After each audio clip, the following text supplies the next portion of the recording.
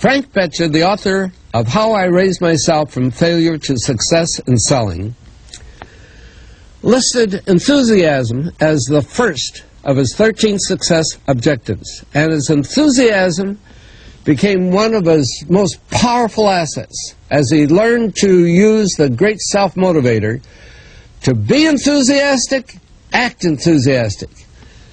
As the eminent teacher and psychologist William James has so conclusively proved, the emotions are not immediately subject to reason, but they are always immediately subject to action.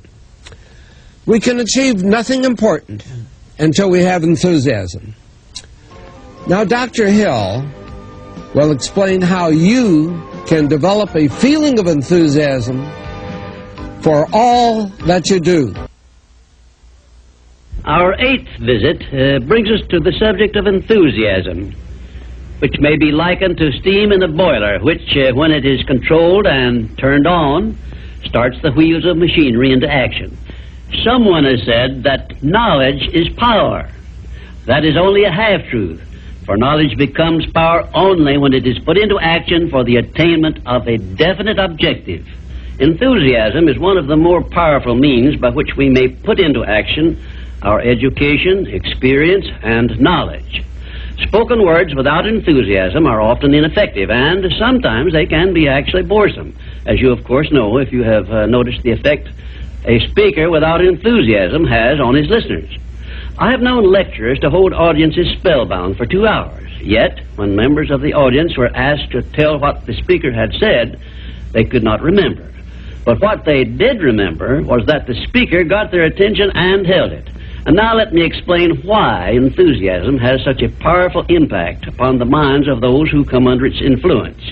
To begin with, I believe you'll be interested in knowing that your brain and every other person's brain is both a broadcasting station and a receiving station, which sends out thought vibrations and picks up those sent out by other people. When you turn on your enthusiasm, you step up the vibrations of thoughts which go out from your brain so that they reach and affect other people more quickly. As a matter of fact, you can send out thoughts which have been so stepped up with silent enthusiasm that they will reach and influence other people to whom you direct your thoughts. This is a fact which has been known to psychologists for ages, and it is also known to most master salesmen who use this method to condition the minds of their prospective buyers before they ever talk with them. You must have observed that enthusiasm is very contagious, that it engages the attention of those who come under its influence and causes them to respond in a similar spirit of enthusiasm. I once heard Andrew Carnegie say that if you turned loose one man who thought in terms of intense enthusiasm in an industrial plant employing thousands of people, this man's enthusiasm would very quickly reach and influence every person in the plant.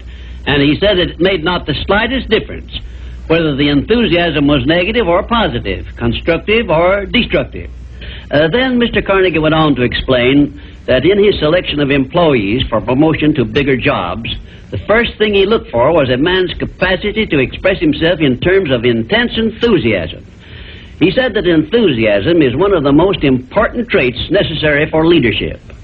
The most successful lawyers are not necessarily those who know most about the legal profession, but they are those who know how to influence courts and juries with their belief in their cases and have a great capacity for expressing themselves with enthusiasm.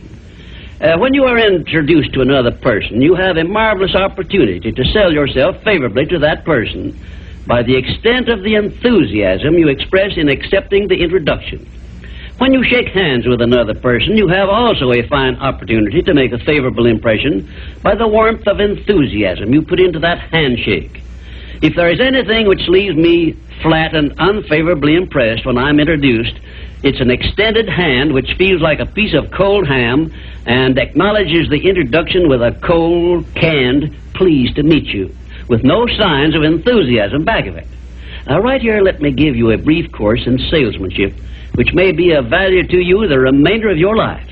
When you meet anyone on whom you wish to make a favorable impression, when it is a stranger you have not previously met or someone with whom you are already acquainted, do these things. 1, turn on your enthusiasm and so modulate your voice with it that you definitely make the other person feel you are happy to communicate with him. 2, when you shake his hand, take a firm grip on it and give it a quick, firm squeeze at the end of each word you express in your greetings. For example, say, "How do you do? I am so very glad to meet you." Do not crush the hand, however, as I have known some people to do. 3, then, if you begin the conversation, be sure that you direct it to some subject of interest to the other person. And 4, follow through by eagerly asking questions which will keep attention focused upon the other person. Then, when you are ready to have the other person hear what you have to say about yourself or your interest or your business, he will have been prepared to listen attentively. I've often told my students of salesmanship that the best possible way for one to sell himself to others is to first sell the others to themselves. That counsel was sound when I began training salesmen over 30 years ago, and it is still sound. When I was a youngster in school, I discovered that the teachers from whom I learned the most were those who expressed the greatest enthusiasm in their teaching. And I have heard an experienced doctor say that the enthusiasm he carries into the sick room with him has more to do with helping to bring about a cure than all the medicine he can prescribe.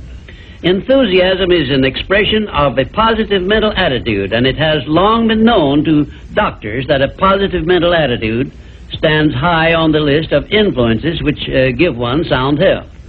I have heard it said, for example, that only one thing causes stomach ulcers, and that is worry or a negative mental attitude.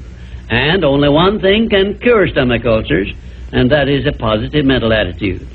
It seems that disease germs cannot live and thrive in the bloodstream of one whose mind is always positive. I have still another very important observation concerning the power of enthusiasm, which I wish to give you. I have observed that prayers expressed with intense enthusiasm bring much quicker and more satisfactory results. Now, you can try this for yourself and be convinced. I began experimenting with this idea many years ago, and from my experiences, I gathered the information which caused me to change my method of prayer entirely. I now use the prayer I recommended to you on previous visits with the gratifying results that I get quicker and more favorable action from my prayers than I did when I expressed them in a spirit which lacked enthusiasm.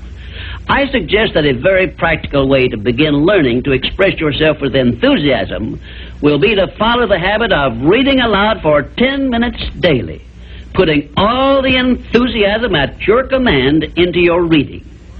You will be surprised in a short while at how much this will help you in speaking with enthusiasm in your ordinary conversations. I would suggest also that you adopt the habit of practicing enthusiasm in your conversations with your family and your business associates. Incidentally, this habit will make you more popular with those who are close to you. You can enjoy the benefits of enthusiasm if you are interested enough to develop a technique by which to acquire this habit, so you will follow it in a natural, unaffected tone of voice. If you follow my suggestion that you read for 10 minutes daily as a means of acquiring the habit of enthusiasm, I recommend that you write down a list of 10 subjects, things, or circumstances in which you have the keenest interest, and use this list for your practice purposes. You will have no difficulty in reading in a tone of enthusiasm in connection with the things that you like best. And finally, if you have not already picked up some useful ideas as to how the habit of enthusiasm can be developed, or what causes one to be enthusiastic, let me give you an example which may provide you with an interesting cue. You perhaps remember when you were courting the person of your choice, or being courted, as the case may be, you needed no one to tell you how or why to be enthusiastic. Of course not, because the motive of love or affection took care of this without effort on your part. Just remember that enthusiasm is always easily expressed when one is inspired by a burning desire for something or any motive associated with one's closest interests. Where there is no motive, there is apt to be no enthusiasm. Remember also that the three basic motives which it has been said practically rule the world are: 1, the emotion of love; 2, the emotion of sex; 3, the desire for financial gain. A combination of all three of these motives, it has been claimed, can convert a mediocre person into a genius, and I leave the thought with you for consideration. And now, until our next visit, I ask that you try the habit of moving with enthusiasm in all of your daily work and see how much better you will feel.